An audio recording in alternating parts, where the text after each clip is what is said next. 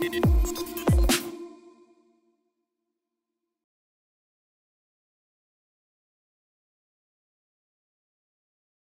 ce soit d'un point de vue doctrinal ou opérationnel, ce sont en majorité les armées des pays à plus haut revenu et donc souvent les armées les plus modernes comme les États-Unis ou le Royaume-Uni qui ont commencé à intégrer le changement climatique. Alors, dans ces cas-là, c'est la question de la résilience qui est posée, avec l'idée qu'il faut réussir à maintenir des forces en totale capacité d'opérer malgré une modification des conditions d'opération du fait du changement climatique. En fait, il s'agit ici de maintenir ou d'améliorer ce qu'on appelle l'effet militaire malgré la dégradation des conditions environnementales.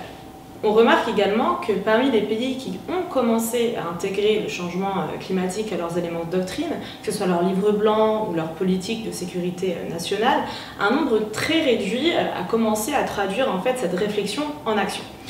Encore une fois, ce sont souvent les pays à plus haut revenu, l'Australie, le Royaume-Uni, les États-Unis bien entendu, et souvent également ces actions sont assez similaires avec par exemple l'élaboration de méthodologies d'analyse de la vulnérabilité des infrastructures. On retrouve aussi la création de comités spécifiques ou encore des soutiens à la recherche et la rédaction de rapports. Alors au-delà des actions entreprises pour adapter l'appareil militaire, que ce soit les infrastructures, les bâtiments, les équipements, etc.,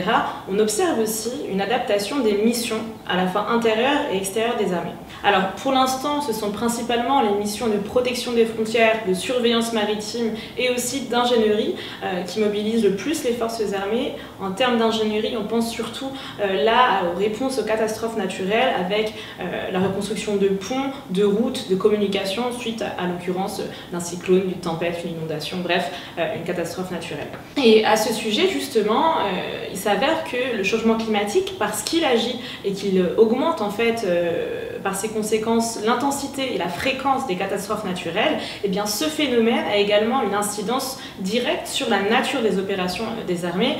et on voit ici qu'il y a une sollicitation de plus en plus accrue des forces armées pour répondre suite à l'occurrence de catastrophes naturelles. Très souvent, cette intervention des forces armées se fait en coopération avec les autorités civiles qui ont la charge de répondre et elles arrivent en fait en soutien. C'est donc ici la question de la coopération civilo-militaire qui est posée et justement à cet égard, certains gouvernements ont mis en place des systèmes de prévention, d'anticipation et de réponse aux catastrophes naturelles qui ont pour but justement d'institutionnaliser ce rapport et cette coopération entre les civils et les militaires. On retrouve également des formes de coopération au niveau multilatéraux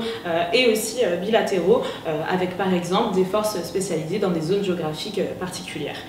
Nos recherches nous ont permis de comprendre que le caractère relativement peu tangible du changement climatique, conjugué à la culture militaire, ont pour effet de produire en fait une approche des crises et des problématiques climato-environnementales par deux prismes bien spécifiques. Le premier, c'est celui de l'urgence et le second, celui de la technophilie.